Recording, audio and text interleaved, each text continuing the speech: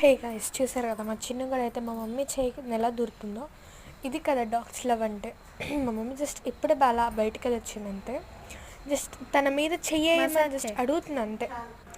But మా mummy బిజీగా ఉందని చెప్పి చూస్తూ ఉందన్నమాట. ఇంకా మా మమ్మీ వేయలేదని అలిగి ఇంకా వచ్చేసింది.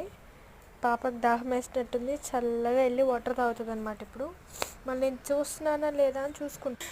మంచిగా వెళ్ళి వాటర్ తాగేసింది.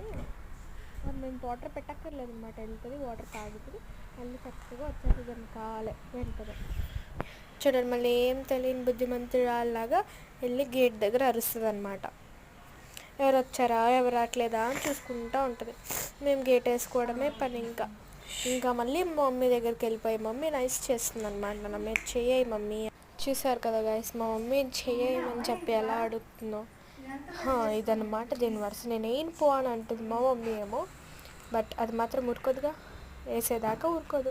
మా మమ్మీ వెనకాలే తిరుగుతూ ఉంటుంది. దానికి వచ్చిన వెంటనే ఇలా మసాజ్ చేయాలన్నమాట, లేదు అంటే సాటిస్ఫై అవ్వదు. వెనకాలే తిరుగుతూ ఉంటుంది. మమ్మీ ఇంకెక్కడుంటే ఇంకక్కడే. తిడితే మాత్రం ఇలా దూరంగా వచ్చి చూస్తుంది. దానికోసం మమ్మీ ఎగ్గిచ్చింది, దానికి పెట్టకుండా ఊరిస్తున్నానమాట. సో దానికి నా మీద అరుస్తుంది.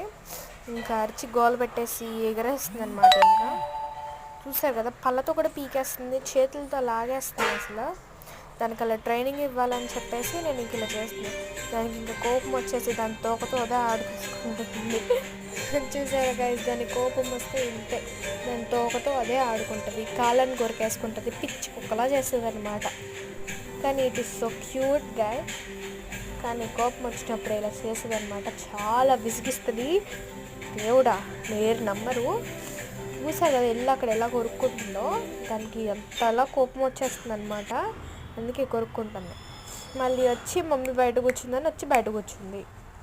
నేను తీసినానా లేదా అని మళ్ళీ చెక్కింగ్. లిఫ్ట్ ఎదురుగా కూర్చుంటుంది, మన కాపలాగా